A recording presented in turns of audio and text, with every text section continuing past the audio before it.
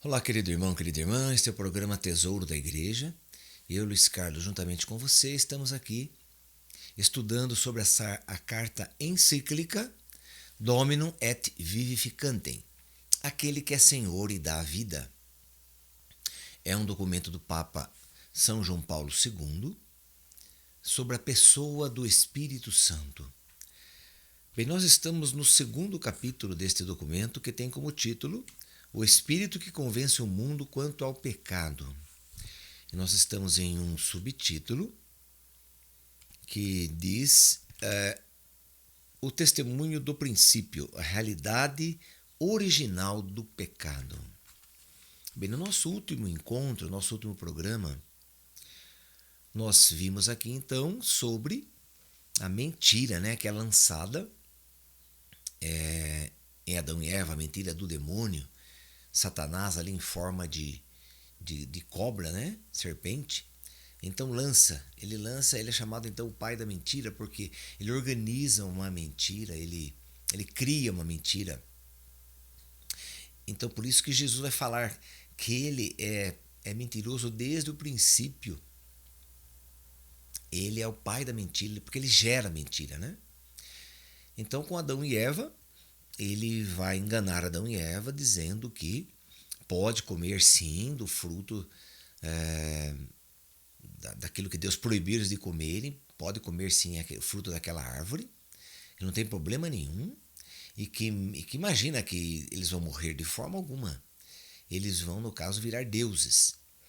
Então aí está. Ele se contrapôs a Deus, chamou Deus de mentiroso, desfez de Deus,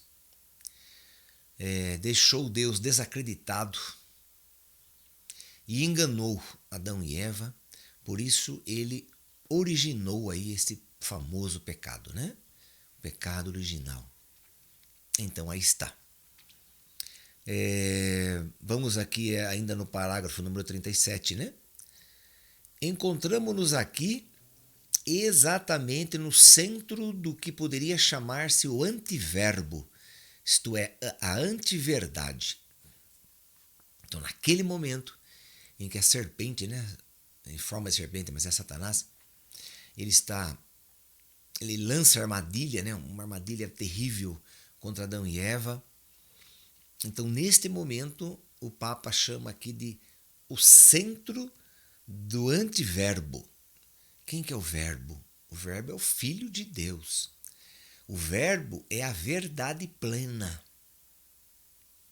Jesus, quando estava aqui, o verbo encarnado. Jesus é o verbo encarnado. Então é o Filho de Deus encarnado. O que é verbo? O verbo é a palavra, Então a palavra de Deus encarnada, que é o Filho. Ele diz: eu sou o caminho, a verdade e a vida. Ninguém vai ao Pai senão por mim. Então, ele é o único caminho que nos conduz ao Pai, porque ele é a verdade plena. Quando Deus fala para Adão e Eva não comerem do fruto daquela árvore, é Deus falando. Então é o Pai, o Filho e o Espírito Santo. Agora, essa fala que sai da boca de Deus, nós já vimos que essa fala é o Filho, por quem todas as coisas foram criadas. Então ele é a verdade plena. Então nós podemos chamar de Jesus Cristo a verdade encarnada, não é? Sim. Então a verdade encarnada é Jesus. Por isso que o Evangelho é a verdade encarnada. Então, se ele é a verdade e se ele colocou limites no ser humano, então Deus colocou limites no ser humano, não colocou? Falou: vocês podem comer do fruto de todas as árvores do jardim, menos daquela árvore ali, que está no meio do jardim. Não coma do fruto daquela árvore, não é bom para você. Então ele colocou um limite para o ser humano. O limite, o ser humano não pode ultrapassar aquele limite. Então aquele limite é intransponível. Não pode ser passado. Existe um limite a ser considerado, a ser respeitado, a ser obedecido, a ser amado pelo ser humano.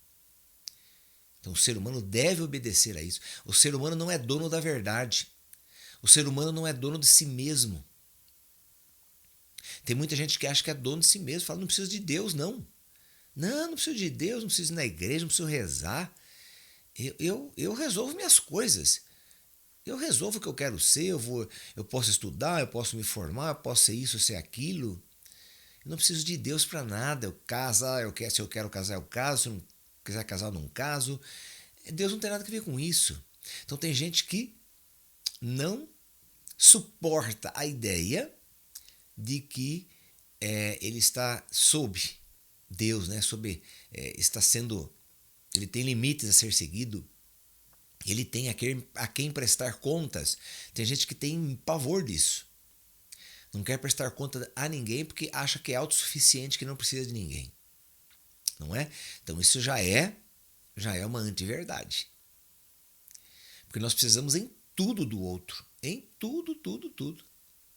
Por exemplo, para eu gravar esse programa aqui. Imagina, eu não entendo nada de computação.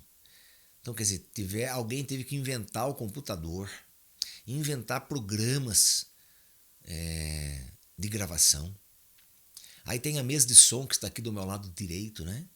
Então, a mesa de som, outra pessoa que entende de som, para criar uma mesa de som. Eu tive que adquirir esse aparelho, comprar, então alguém teve que vender para mim, precisei de alguém para vender. Aí precisei de outra pessoa para montar tudo isso aqui em casa, montar essa câmera pela qual você está me vendo, o microfone pelo qual você está me ouvindo pela Rádio Cantate. Então, fora isso, tem os técnicos da rádio que eu envio para eles essa gravação e eles então vão colocar o início, a abertura, a finalização. Eles vão ver os erros de gravação, alguma coisa que eu cometi, eles vão melhorar. Eles vão trabalhar em cima dessa gravação ainda. E também outra pessoa colocar no ar, na programação. Então, você imagine, né, de quanta gente que eu já preciso só para fazer isso. Não é? Preciso me alimentar, então eu não estou plantando, eu não sei cuidar de nada de terra, eu não planto nada na terra. Né? Então alguém precisa plantar para mim, outro precisa colher, trazer, transportar, trazer até o supermercado para eu comprar no supermercado. Quer dizer, imagine de quanta gente que eu preciso, né? A água que eu bebo, a água que você bebe. Não é verdade? Quer dizer, nós precisamos das pessoas 24 horas por dia. Não posso dizer que eu não preciso das pessoas. Agora imagina de Deus então. Imagina não precisar de Deus. O que é isso? Foi Ele que me criou, Ele que me fez, Ele que fez você. Como que não vamos precisar de Deus? Então aí está. Então o Papa São João Paulo II está falando que neste momento em que o demônio está tentando, né, está tentando Adão e Eva, uma tentação, e eles caem na tentação, neste momento estamos no centro do que poderia chamar-se o antiverbo, isto é, a antiverdade.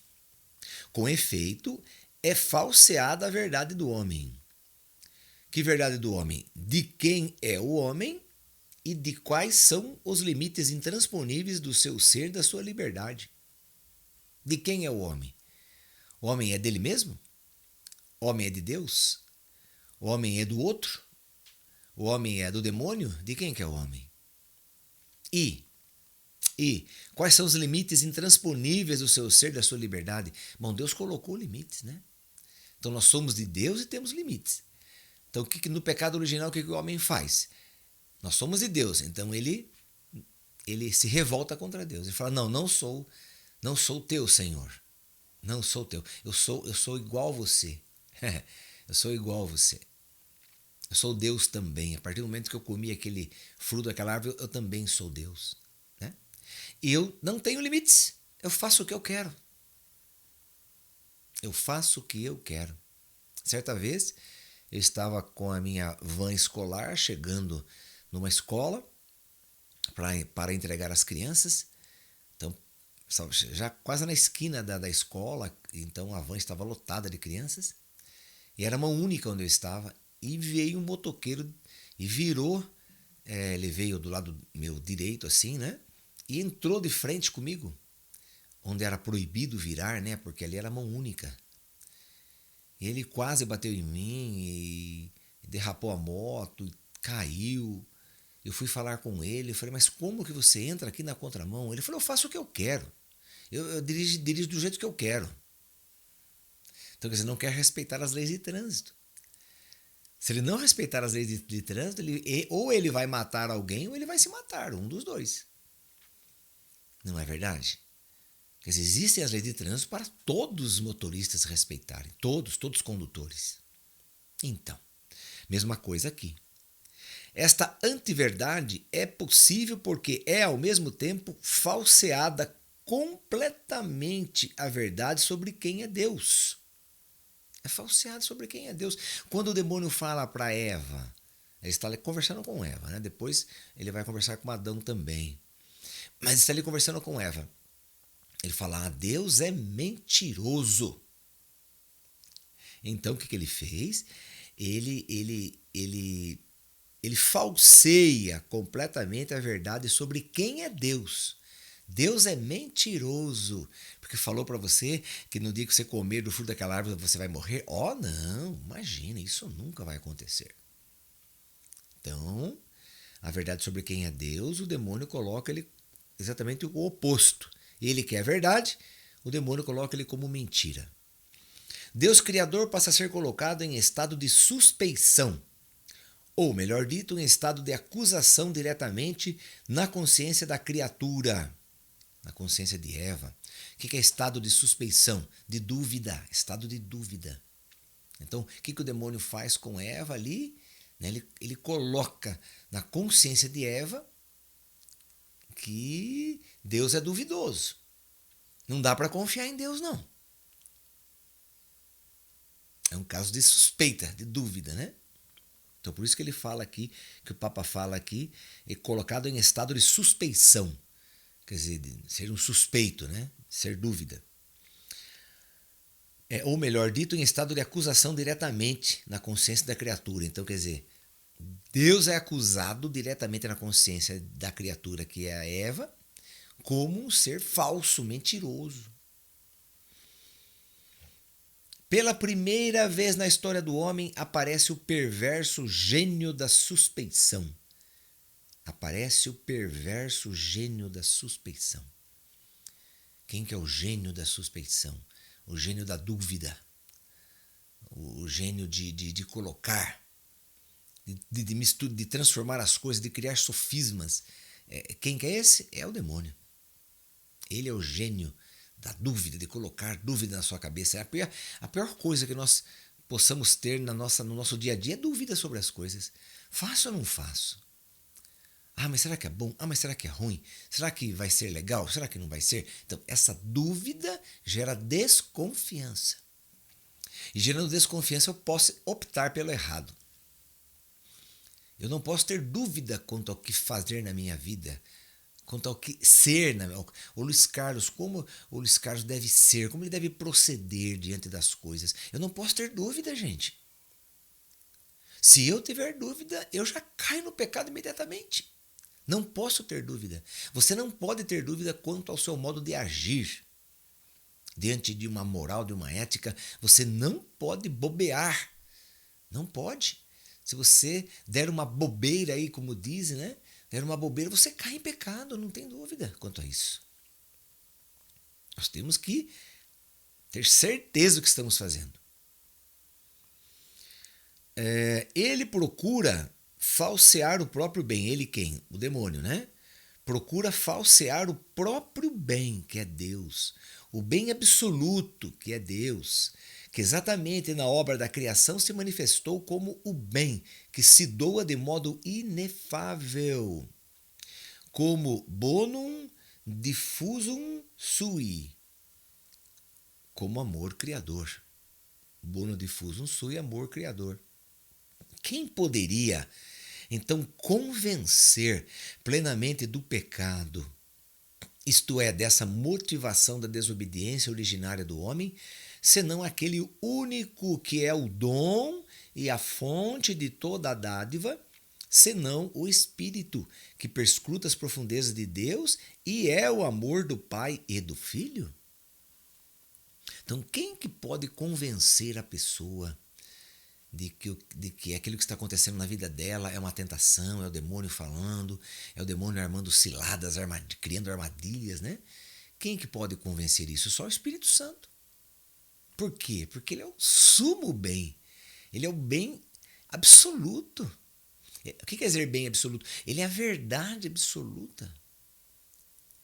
Então, ele tem todo o potencial para falar o que é pecado e o que é mentira e o que é verdade. Ele tem todo o potencial para isso, porque ele é a verdade. Então, ele sabe distinguir direitinho. Então, por isso que nós estamos estudando aqui o segundo capítulo, né, que diz o Espírito que convence o mundo a respeito do pecado original. Ou melhor dizendo, a respeito do pecado. Não precisa nem ser do pecado original. É nesse terceiro título que nós estamos vendo o pecado original, né? Mas ele convence o mundo a respeito do pecado, inclusive do pecado original. Mas só ele pode convencer, porque ele é verdade, ele é amor, ele é dom de Deus. Então o Espírito Santo, ele é dom de Deus, ele é presente de Deus, ele é graça de Deus, ele é o amor de Deus, ele é a verdade de Deus. Jesus fala, ele é o Espírito da verdade. E tudo que ele falar será a verdade que ele recebeu de mim. Jesus afirma isso. Tudo quanto eu ouvi de meu Pai, agora ele falará a vós. Ele dirá toda a verdade, porque ele receberá do que é meu, Jesus diz. Então nós não podemos ter dúvida, gente, de que o Espírito fala à igreja. Veja como o Espírito fala à igreja, olha, através do Evangelho, das cartas. Meu Deus, quantas maravilhas, quanta verdade. Nós não podemos aí nos separar disso ou ter dúvida quanto a isso. Quanto aos ensinamentos da igreja, não podemos ter dúvida quanto aos ensinamentos da igreja, porque a Igreja Católica foi a única igreja criada, instituída por Jesus Cristo e que ele escolheu para ser a mantenedora dos seus mistérios. Ele escolheu para ela ser a divulgadora do seu evangelho. Então ela tem a plenitude da evangelização. Ela tem a plenitude da verdade está na Igreja Católica através dos seus documentos, através da sua palavra e documentos. Então, por isso que nós não podemos dispensar o magistério da Igreja, como foi dispensado por Lutero quando iniciou o protestantismo. A nossa fé tem ela tem 3 pezinhos, né? 3 pés. É um tripé. A nossa fé, ela tem como base um tripé. O primeiro pé é a palavra de Deus, a Sagrada Escritura. O segundo pé é o magistério. Magistério em grego quer dizer, magister em grego quer dizer professor, aquele que ensina. Então nós temos professores na igreja que ensinam a doutrina católica, que montaram o catecismo da Igreja Católica para nós. E temos a tradição. O que é a tradição? Que vem desde os apóstolos, um ensinando o outro até chegar no nosso bispo.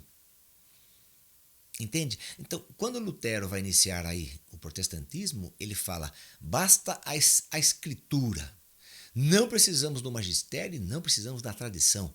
Olha, o maior erro que ele pôde cometer ao fundar as igrejas protestantes e romper com o magistério da igreja e romper com a tradição. Um grande pecado de Lutero. Grande pecado.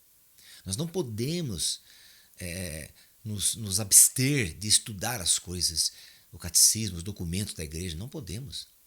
Isso aqui é a palavra de Deus para nós. Realmente, continua aqui, né?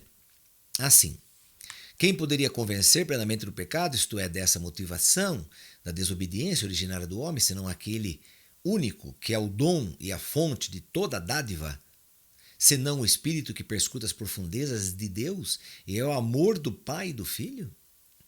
Realmente, apesar de tudo que testemunha a criação e a economia salvífica a ela inerente, o espírito das trevas é capaz de mostrar Deus como inimigo da própria criatura. Então o que o demônio faz? Ele coloca Deus como nosso inimigo. Que coisa! e é, antes de tudo, como inimigo do homem, como fonte de perigo e de ameaça para o homem. Olha como é que o demônio coloca Deus para a gente. Que Deus é um perigo. Jamais podemos seguir Deus porque Ele é mentiroso. Ele é uma ameaça para nós. Porque Ele está mentindo. Então, como nós vamos acreditar em quem está mentindo? Deus mente. É isso que o demônio está falando. Deste modo, é enxertado por Satanás na psicologia do homem o germe da oposição relativamente àquele que, desde o princípio, será considerado como inimigo do homem e não como pai. O homem é desafiado para se tornar adversário de Deus. Gente, olha como ele inverteu a situação. Que coisa terrível! A análise do pecado na sua dimensão originária indica que da parte do pai da mentira ao longo da história da humanidade irá dar-se uma constante pressão para a rejeição de Deus por parte do homem até ao ódio. Amor suiusque ad contempt Dei. Amor de si mesmo até ao desprezo de Deus, como se exprime Santo Agostinho, quando ele escreve Civitate Dei, cidade de Deus, né? O homem será propenso a ver em Deus, antes de mais nada, uma limitação para si próprio e não a fonte da sua liberdade e a plenitude do bem. Eu tinha muito isso, né? No início da minha conversão, eu ficava pensando, nossa, mas agora eu vou ter que seguir a Deus, eu vou ter que estar aí submisso a tudo que Ele vai ensinar, falar. Então eu vou ser aí, estar amarrado com Deus. Eu não vou ter liberdade. Eu pensava isso. Então eu vou perder minha liberdade. Seguir Deus é perder minha liberdade. Porque daí eu não vou fazer o que eu quero, vou ter que fazer o que Deus manda. Mas acontece que a minha verdadeira liberdade é fazer o que Deus manda. Não é a falsa liberdade que eu penso que eu sou livre enquanto eu faço o que eu quero. Isso é uma falsa liberdade. Fazer o que eu quero é uma falsa liberdade. A verdadeira liberdade que eu posso ter, posso adquirir, é fazer, seguir, ser obediente a Deus. Fazer tudo o que Ele quer. Aí eu sou livre plenamente. Caso contrário, eu sou escravo de mim mesmo. Sou inimigo de mim mesmo. Que coisa, gente. Que coisa terrível. O demônio inverteu tudo aqui. Ele trocou, né? Colocou os pés pelas mãos. Ele trocou. Mudou de lugar. Colocou os pés na cabeça. Cabeça nos pés. Já pensou isso? Um ser humano que tem os pés no lugar da cabeça, em cima do pescoço, e a cabeça lá no pé. Você já imaginou que coisa horrível? Como é que poderia? Então, se o pé está aqui em cima, nós temos que virar para poder andar com o pescoço para baixo, mas com o pé. Que coisa terrível. Seremos aí um monstro, não é verdade? Não seremos nem ser humano, aí é um monstro. Então, o que Satanás fez com a gente? Nos transformou em monstro. Nos transformou em monstro, não mais em criatura de Deus. Não. Nós fomos desfigurados. Aí que está. Nós perdemos a nossa imagem e semelhança de Deus. Fomos desfigurados. Não parecemos mais com Deus. Parecemos agora com um monstro, porque Ele nos inverteu. Meu Deus amado, né? Meu Deus querido.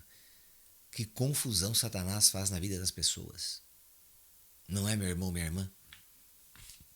Então, vemos isto confirmado na época moderna, quando as ideologias ateias, né, as ideologias dos ateus, tendem a desarraigar a religião, baseando-se no pressuposto de que ela determinaria a alienação radical do homem, como se este fosse expropriado da sua humanidade, quando, ao aceitar a ideia de Deus, atribui a ele aquilo que pertence ao homem e exclusivamente ao homem. Daqui nasce um processo de pensamento e da praxis histórico-sociológica em que a rejeição de Deus chegou até a declaração da sua morte, o que é um absurdo conceitual e verbal. Mas a ideologia da morte de Deus ameaça sobretudo o homem, como indica o Concílio Vaticano II, quando, ao analisar a questão da autonomia das coisas temporais, escreve: a criatura sem o Criador perde o sentido. Mais ainda, o esquecimento de Deus faz com que a própria criatura se obscureça. A ideologia da morte de Deus pelos seus efeitos facilmente demonstra ser, tanto no plano da teoria como no da prática, a ideologia da morte do homem. O homem sem Deus está morto. Então tem ideologias por aí, né, principalmente comunistas, né, que declaram Deus morto. Deus está morto, Deus não age mais. Quem age agora é o demônio, né? Claro que eles não vão falar isso, nunca, jamais. Porque eles também não vão dizer que existe o demônio, eles falam que não existe Deus, Deus está morto. Mas não declaram que existe o demônio. Mas, na verdade, essa ideologia anti-Deus, não é? Ante a vida de Deus, então vai dizer isso. Agora, o homem só encontra sua felicidade. O ser humano só vive de uma verdade única. A verdade é que ele vem de Deus e de que para Deus ele tem que voltar. E se não obedecer a Deus, não seguir os limites que Deus coloca em sua vida, você então será seu próprio dono e será o seu próprio acusador. Então você mesmo se acusa, você mesmo vai dizer o que você fez, você mesmo se acusa, você mesmo coloca a sua sentença, você mesmo coloca a sua morte na sua vida. Você perde a vida, troca a vida pela morte. Então, querido irmão, querida irmã, chegamos ao final do nosso programa. Vamos pedir à Virgem Maria que nos ajude nessa caminhada, nesse entendimento de que nós temos que caminhar na verdade de Deus, na verdade plena. Acreditar na igreja, acreditar nos seus documentos, no catecismo da Igreja Católica. Nunca ter dúvida quanto aos ensinamentos da igreja. Nunca deixar que outras pessoas venham soprar no nosso ouvido. Olha, será que isso é verdade? Olha, mas por que a igreja não faz assim? E esse Deus? Imagina a hora que aconteceu com aquela criança. Morreu, onde estava Deus? Deus não existe, entende? Então, não vamos deixar que esses sopros demoníacos entrem pelos nossos ouvidos no nosso coração. Não vamos permitir isso. Vamos pedir à Virgem Maria que nos guarde, nos proteja sobre tudo isso. Ave Maria, cheia de graça, o Senhor é convosco. Bendita sois vós entre as mulheres e bendito é o fruto do vosso ventre, Jesus. Santa Maria, Mãe de Deus, rogai por nós, pecadores, agora e na hora da nossa morte. Amém. Que o Senhor nos abençoe em nome do Pai, do Filho e do Espírito Santo. Amém. Cantate FM 104,5, a frequência do amor de Deus, 15 anos evangelizando. E estamos só começando. Até o nosso próximo programa.